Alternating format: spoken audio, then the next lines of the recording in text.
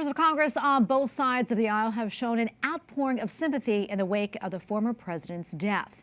Senate Majority Leader Chuck Schumer said in a statement, quote, "From his legacy as president to his dedication to improving human rights across the globe and his tireless efforts in building a better world through Habitat for Humanity, he inspired millions with his unwavering commitment to justice and equality." Incoming Republican leader Senator John Thune called Carter, quote, "a dedicated public servant and a man of faith." He also praised Carter for his military service. And for more, we turn now to Dr. Paul Kengor, professor of political science at Grove City College in Pennsylvania and the best-selling author of more than 20 books. Paul, always great to have you on the show. First, your reaction to the life and legacy of former President Jimmy Carter, and how do you think he should be remembered, especially among Catholics? Well, I'll tell you, Tracy, I've always I've always lamented when this moment would come, because I want to be charitable at this man's death, and I will be. But on the negative side, I'll just dispense with this very quickly. I mean, it was a failed presidency, and I think it was one of the worst presidencies. And in fact, I mean, Carter lost 44 out of 50 states as an incumbent running for re-election.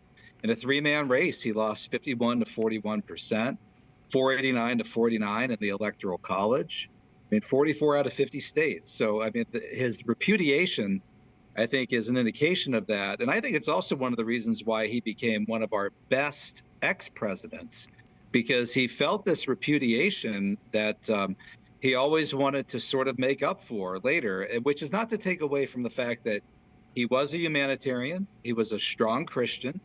And I mean, I always say, if you want a kind of biblical statement about Jimmy Carter, blessed are the peacemakers. And he really did try to make peace. And let me say, on the positive side, the most important thing that he did, and Owen Jensen's package there was really good, a very good balanced summary.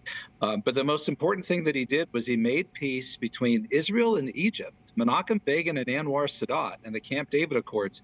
And Tracy, that was an amazing accomplishment. I mean, those two had been at war in 1973, 1967, and Jimmy Carter should have won the Nobel Peace Prize for that while he was president. Instead, the Nobel Committee waited until 2002, 2003, and did it in kind of a slap at George W. Bush and what he was pursuing in Iraq at the time, which I thought was a shame, because they politicized the award when they shouldn't have. But he deserved that Nobel Peace Prize. Owen also pointed out the Hyde Amendment signed by Carter during his presidency. He was pro-life. But I don't think he was pro-life by the end of his life, and he did nothing to stop his party's drift on that and other issues. And he even supported same-sex marriage. And I've got the quote right in front of me, July 2018, quote, "I believe that Jesus would support gay marriage." That's what this born-again Baptist said in July 2018, this man of the Bible. I don't know how you could come up with a statement like that, but like a lot of his party, this man who was kind of a conservative social democrat in the late 70s was a pretty liberal Democrat by the end of his life. Yeah, Paul, before we run out of time, I do want to talk about this. You know, we mentioned earlier that he was the first president to welcome a pope to the White House, and that was October of 1979. Talk to us more about this visit and really what that meant. Yeah, it was a good visit, and typical Jimmy Carter. He was kind, charitable, made some jokes about, Protestant versus a Catholic, and, nothing offensive, and, welcomed the Holy Father, and they got along very well. It was nothing like the relationship that Reagan and John Paul II would have, because those two were really kindred spirits.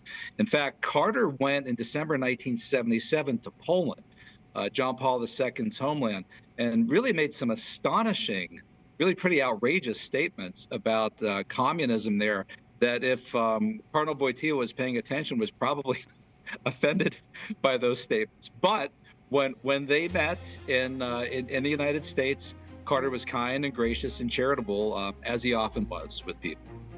Well, we're going to leave it right there. Dr. Paul Kengor, always great to be with you, my friend. We appreciate it. God bless. Same to you, Tracy. Thanks.